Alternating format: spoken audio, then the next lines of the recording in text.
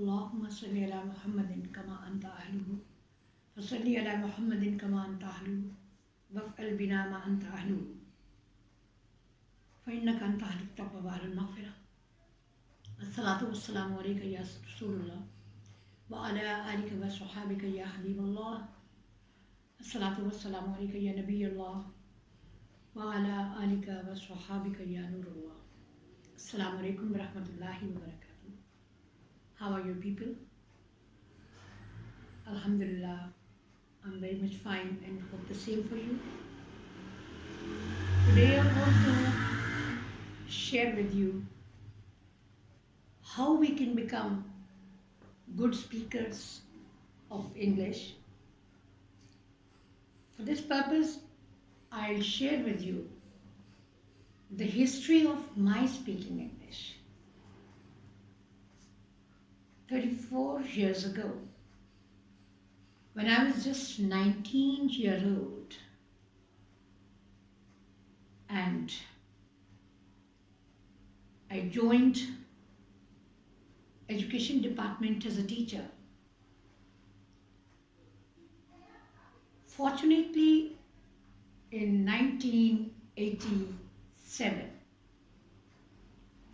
in the higher secondary school where I started my job,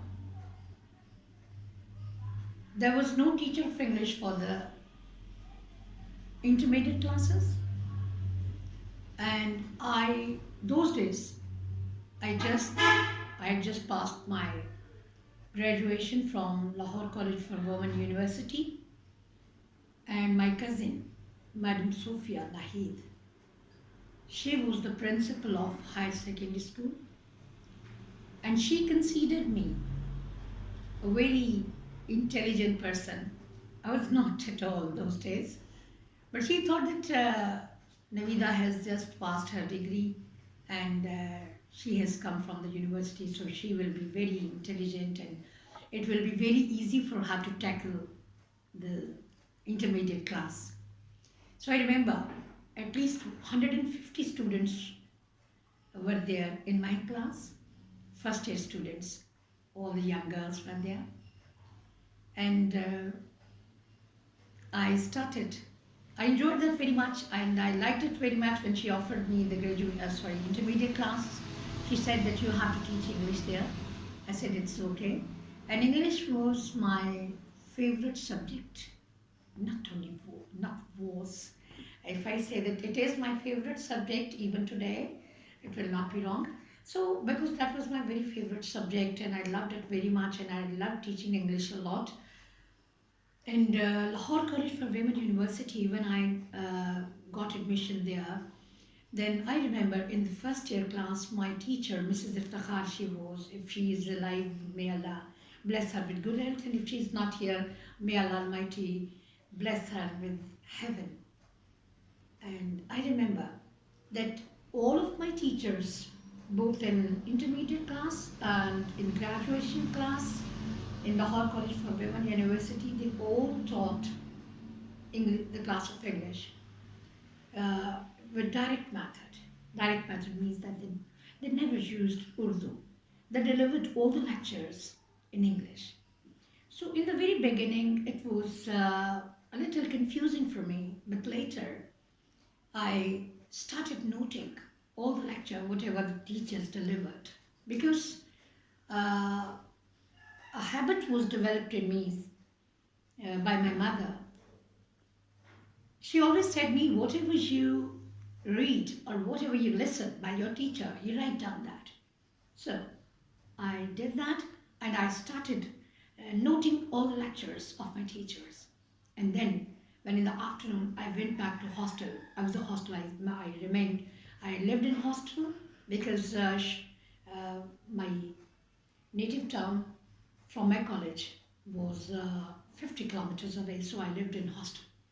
So when in the evening or in the afternoons I came back to my hostel, I started reading those lectures, and gradually, by and by, I started understanding what the teachers say. And then it happened, after continuous listening by my teachers, I started understanding. started understanding and I started noting down all the lectures. And when I read that in the hostel, I understood that very well. And the same thing I say that I was telling you, I was sharing my experience of teaching intermediate classes in 1987. The first class I got in my school.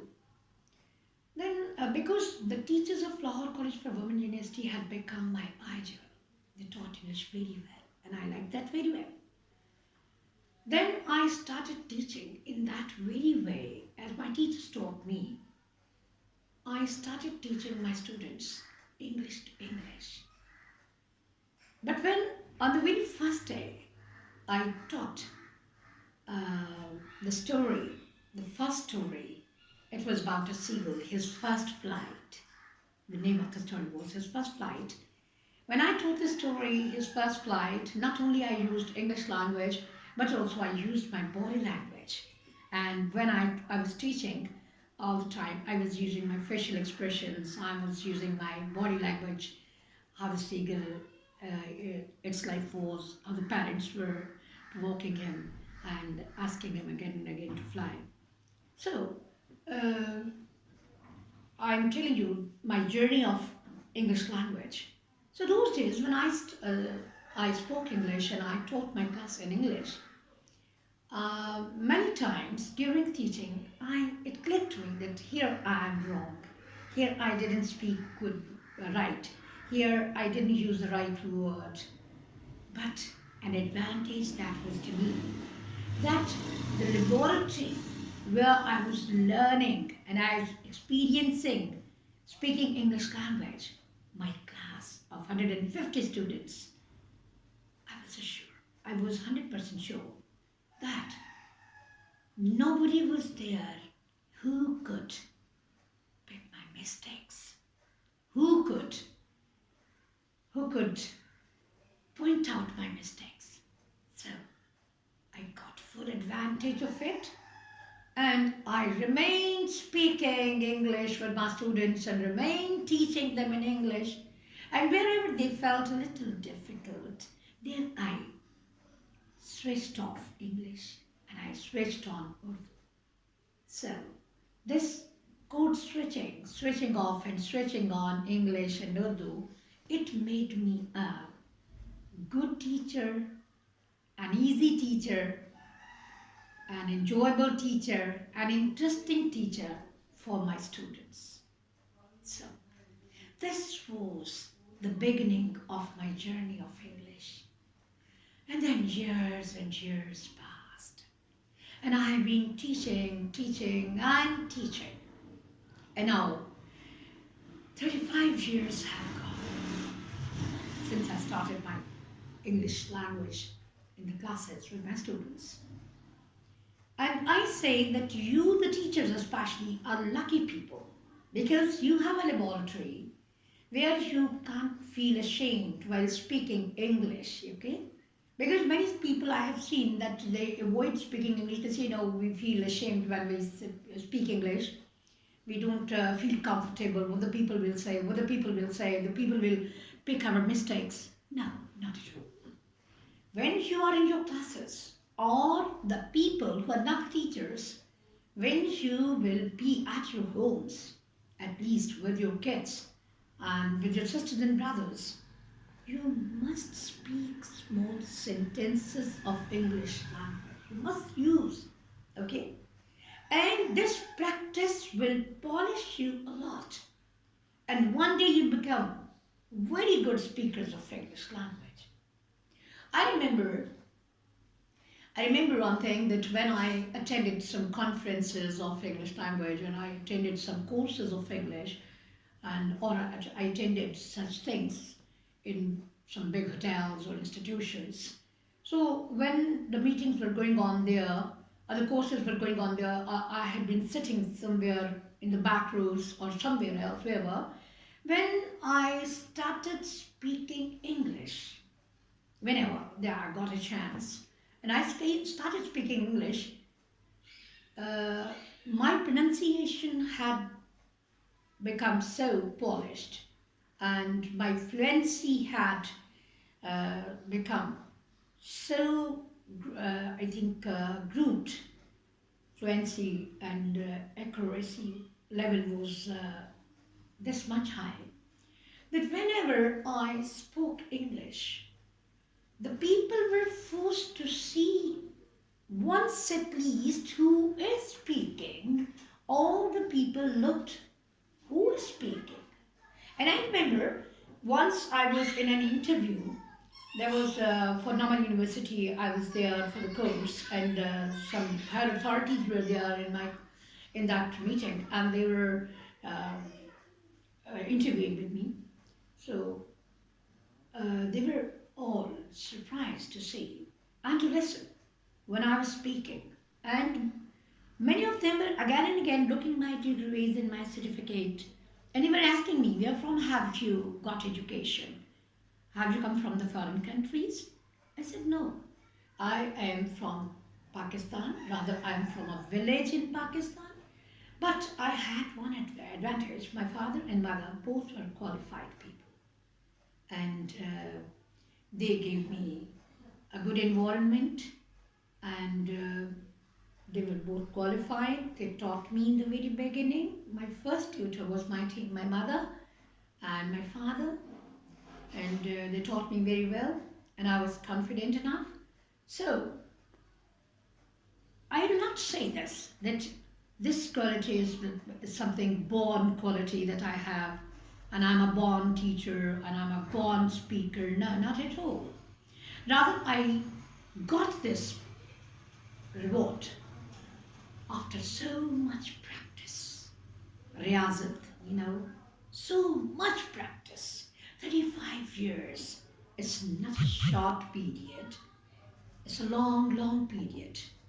And if you people also act upon this practice, as I have told you, you can also become very good speakers, accurate, fluent, and very appreciable. So please, if you want to be a good teacher of English, make it your habit to exchange simple, small sentences with your students. And one thing that I'll advise you, please use simple words and be very simple in the class. Simple means with simple vocabulary and simple style and short words, short sentences, because it will be very easy for the students to understand. The base of your speaking must be with the base of students' understanding. You happen to be very fluent and very fast. Be with the pace of with the understanding pace of the students. And your vocabulary must be according to the word bank of your students. Suppose if they feel difficulty, use code switching. Switch off English at once and switch on Urdu. And try to use your body language. That's very important, because the things, your words will not make clear. Your hands, your facial expression, your body will clear that. And then you will not be needed to code switch. Okay? Code switching is when it is too difficult to explain. Okay? When it is too difficult to explain with your body language or with your hands or with your gestures, then it becomes so difficult, then you code switch. Okay? But mostly try to convey through your words of mouth and your gestures and your facial expression. Thank you very much. Allah Hafiz. Assalamu alaikum.